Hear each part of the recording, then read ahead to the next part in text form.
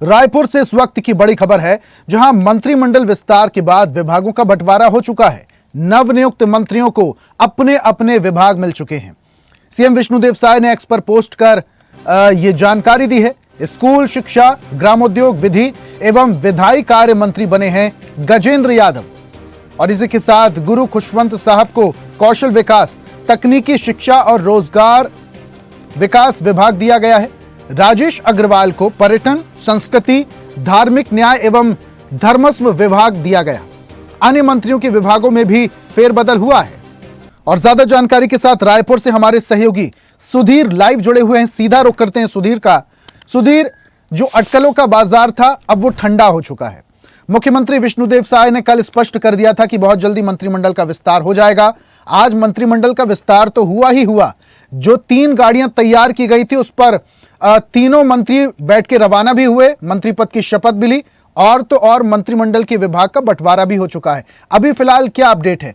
क्या 3 मंत्रियों के विभागों के अलावा और भी विभागों में कुछ हेरफेर हुआ? बिल्कुल निशांत, जो विभागों का जो हेरफेर है वो हो चुका है, और साथ ही साथ जिम्मेदारियां भी जो है कंधों पर सौंप दी गई है, क्योंकि शपथ ग्रहण हो चुका है और लंबे समय से जो कयास लगाए जा रहे थे उन पर जो है पूर्ण विराम लग चुका है। और बता दें जो कि विभागों की अगर बात करें तो 3 मंत्रियों के जो विभाग आए हैं। पहले बता दें जो कि गजेंद्र यादव जो है स्कूल शिक्षा, प्रौद्योगिकी, विधि एवं विधायी कार्य मंत्री की जिम्मेदारी उन्हें दी है। साथ ही अगर बात करें गुरु खुशवंत साहब जो आरंग से विधायक है और अब कहीं ना कहीं मंत्री बन चुके हैं, तो उनको जो जिम्मेदारी है कौशल विकास, तकनीकी शिक्षा एवं रोजगार, अनुसूचित जनजाति विकास की जिम्मेदारी उनके कंधों पर सौंपी गई। अगर बात करें तीसरे मंत्री की, तो पर्यटन, संस्कृति, धार्मिक एवं धर्मस्व मंत्री की जिम्मेदारी जो है उनके कंधों पर दी है। और अगर बात करें अन्य मंत्रियों के विभागों के हेरफेर की, तो जो टंकराम वर्मा है उनको कहीं ना कहीं उच्च शिक्षा मंत्री की जिम्मेदारी कहीं ना कहीं दी गई। अगर बात करें डिप्टी सीएम अरुण साव की, तो खेल मंत्री, खेल विभाग की जो जिम्मेदारी है वो उन्हें सौंप दी गई। और साथ ही साथ लखन लाल देवांगन जो उद्योग मंत्री है उन पर कहीं ना कहीं एक बड़ी जिम्मेदारी एक बार फिर से सौंपी गई। उन पर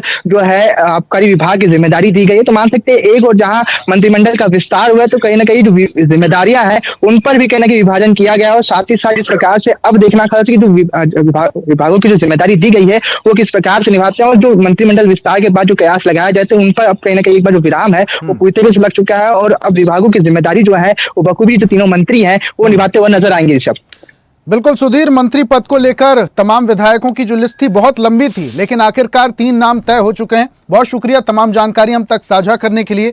तो ये बड़ी खबर आपको बता रहे हैं, तीनों नए मंत्रियों को उनके विभाग सौंप दिए गए हैं, और इसके साथ साथ और भी कई विभागों में फेरबदल किया गया है। और ऐसी ही ताजा खबरों के लिए लाइक, फॉलो और यूट्यूब पर सब्सक्राइब कर बेल आइकन जरूर दबाइए, और हर अपडेट के लिए विजिट कीजिए स्वदेशलाइव.com।